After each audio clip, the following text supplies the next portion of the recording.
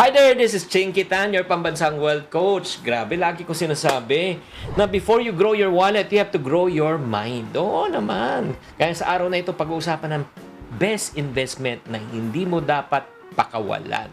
Oo, saan ba maganda mag-invest? Sa lupa ba? Sa bahay ba? Sa crypto ba? Sa ano ba? Sa, let's say, sa stock market ba? Alam mo, pinaka-magandang investment, una, kalusugan. Yes.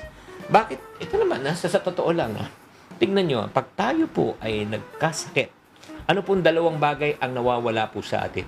Una, nawawalan po tayo ng kakayanan na magtrabaho. Pag hindi ka nagtrabaho, walang papasok na pera. Pangalawa, nawawala po ang ating pinag-ipunang pera. Di ba? Bakit? Kung may ipon ka, kakainin yan dahil nga pangbili ng gamot, pang ospital, pang doktor. Kaya nga, suggestion ko sa inyo, invest. Maglakad po tayo ng mga 5 to 10,000 steps every single day. Lakad-lakad, yes! Di ba? Pangalawa, drink water. O, wag na yung mga soft drinks dyan. Di ba? Pangatlo, matulog ng 8 oras. Di ba? Yan ang pinakamaganda.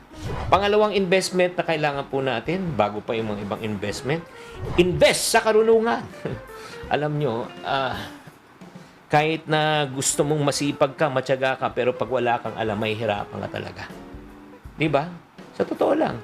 Matagal ka na masipag, matagal ka na matyaga, pero may nangyayari ba na hindi mo alam? Ito lang may kakilala ba kayo na kumikita ng 50,000 a month, 100,000 a month, di ba? Or more. Bakit? O, di ba? So, ibig sabihin niyan, posible. So, ano ibig sabihin niyan kung posible? Meron silang alam na hindi mo alam. Meron silang ginagawa na hindi mo ginagawa. Kaya ano kailangan? Alamin. Kaya paano natin maglaman? Mag-aral, magbasa ng libro, di ba? Manood ng financial videos tulad po nito. Mag-attend ka ng webinar, seminars, at maghanap ka ng mga coaches and mentors na magtuturo sa inyo. At pangatlong investment, ano dapat mong investan? Ay, nako. Invest in yourself. Sa sarili mo.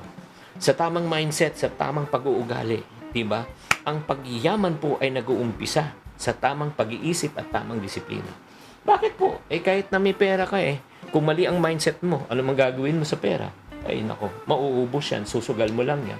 Or if not naman, di ba, anong gagawin mo pag meron ka ng pera, wala kang disiplina, gusto mo nang bilhin, gusto mo nang kainin, gusto mo nang mag-travel, mauubos lang yan. Kaya mga kapatid, anong tatlo kailangan natin investan? Una, kalusugan, because health is wealth. Pangalawa, invest in knowledge, karunungan, di ba, sa sarili mo, di ba, yung mga skills. Pangatlo, invest in your mindset and habits. Kaya kung gusto mo umangat sa buhay, huwag lang mag-invest sa stock, huwag lang mag-invest sa crypto o sa negosyo.